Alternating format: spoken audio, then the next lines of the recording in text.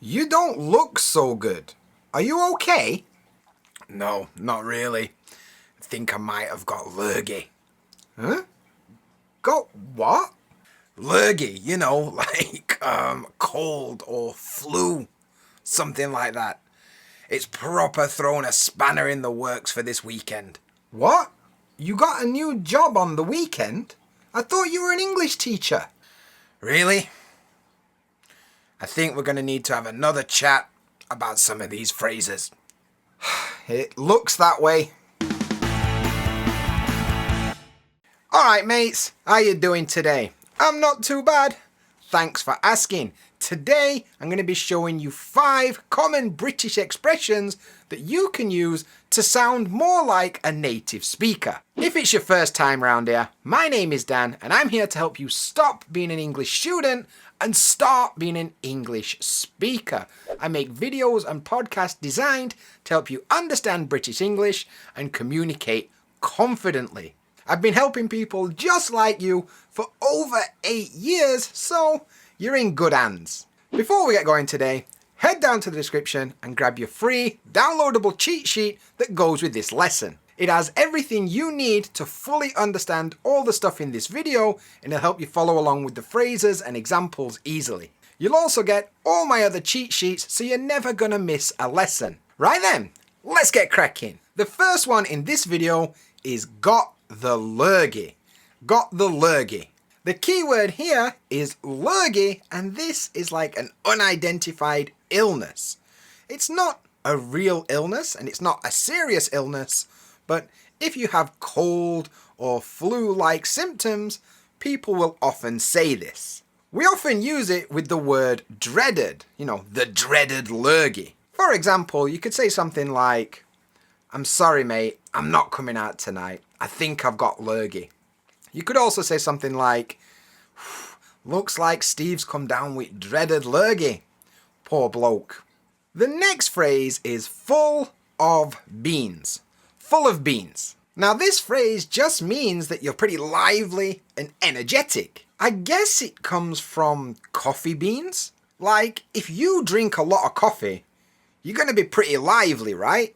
Anyway, you can say things like, wow, you're full of beans this morning, aren't you? Or, he's always so full of beans.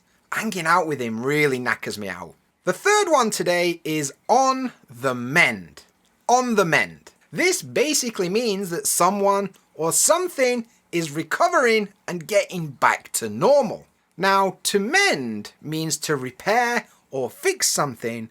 So if something is on the mend, it's like it's being fixed or repaired and getting back to normal. You can say things like, the economy is showing signs of being on the mend, or they had some problems recently, but their relationship looks like it's on the mend. Before we move on to the next one, if you're enjoying this video, do me a favour and smash that thumbs up button.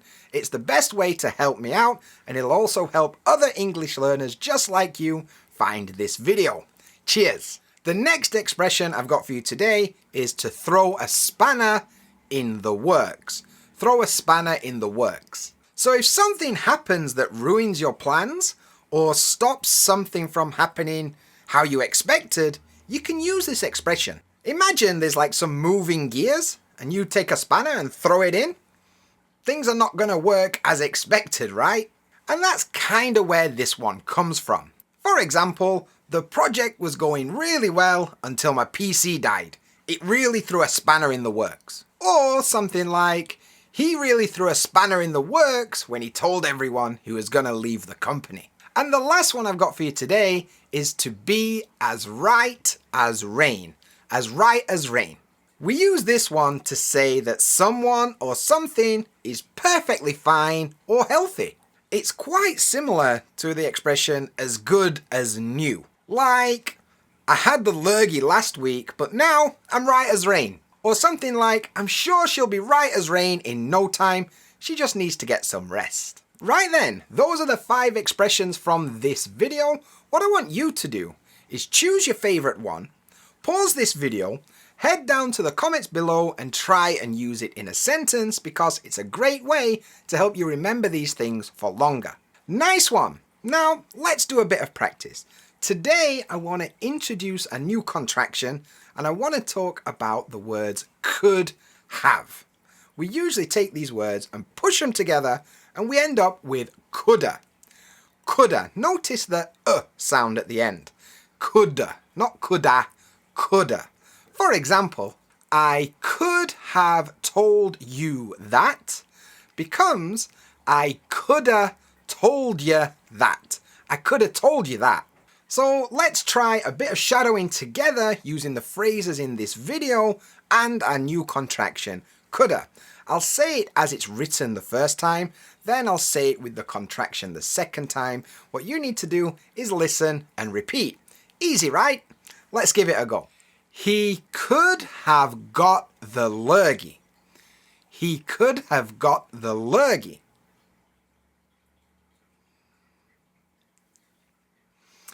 He coulda got the lurgy. He coulda got the lurgy. She could have been full of beans. She could have been full of beans.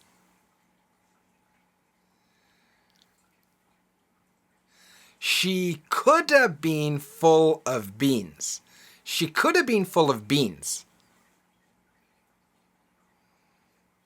It could have thrown a spanner in the works. It could have thrown a spanner in the works.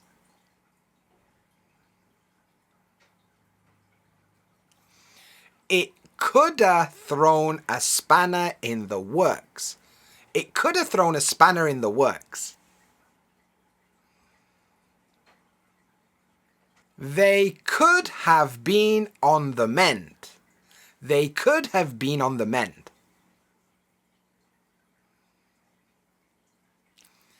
They could have been on the mend. They could have been on the mend. He could have been as right as rain. He could have been as right as rain. He could have been as right as rain. He could have been as right as rain.